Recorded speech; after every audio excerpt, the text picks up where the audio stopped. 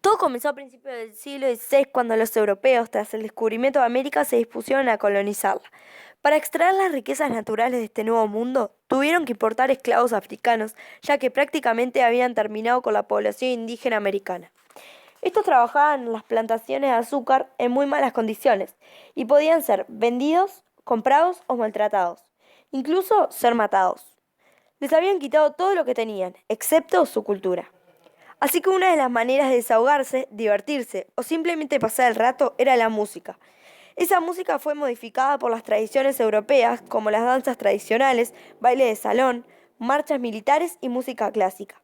Así fue como surgieron las work song o cantos de trabajo, un estilo de música responsorial, en la que una persona canta y las otras le responden.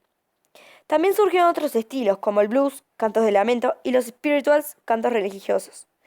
A medida que el negro fue introduciéndose a las ciudades gracias a la abolición de la esclavitud en 1865, los elementos blancos de la armonía y el compás fueron incorporándose a su música.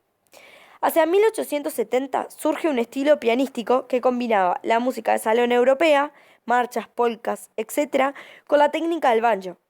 A esta forma se la llamó ragtime, cuya característica principal es el uso de la sincópata. Entre los representantes más importantes tenemos a Scott Joplin y James Scott.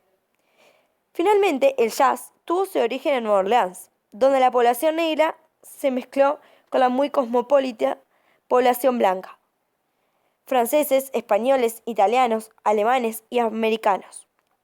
Los negros tocaban valses, mazurcas, polcas, spiritual, blues, etc., en fiestas de los blancos y también en desfiles de sus marching bands. Hacia 1890, estas marching bands, compuestas según el modelo de las brass bands, orquestas de instrumentos de viento, de los blancos, redujeron su tamaño convirtiéndose así en las primeras jazz bands, que se reunían en las tabernas de Nueva Orleans. Las bandas las conformaban de 5 a 8 músicos. La corneta, posteriormente la trompeta, el clarinete y el trombón, más tarde saxofón, llevaban la melodía. Una tuba, luego el contrabajo, la línea del bajo, reforzada por tambores e instrumentos de percusión. El banjo sustituyó a la guitarra como elemento armónico. La finalidad de las bandas era divertir y no despertar sentimientos. Cuando las bandas dejaron de marchar, aparece el piano como principal instrumento armónico en combinación con instrumentos de cuerda punteada. Comienzan a afirmarse las líneas solistas de los negros que, utilizando la flexibilidad africana de altura y ritmo, sobrepasan la forma básica.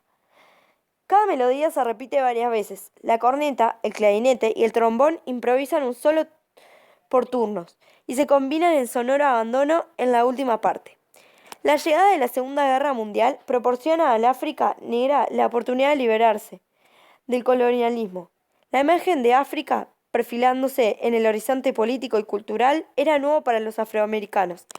A esto se le suman las nuevas influencias musicales que se venían filtrando de las Antillas, principalmente desde Cuba y Puerto Rico. La incorporación al ambiente musical neoyorquino de músicos cubanos, puertorriqueños y de otras zonas de las Antillas con sus ritmos, formas, instrumentos e interpretaciones, desembocaron en la mayor revolución que conoció el jazz hasta ese entonces. En ese momento, surgieron otros estilos como el bebop, cool jazz o el free jazz. Hoy en día es uno de los estilos que mayor importancia tiene en el mundo.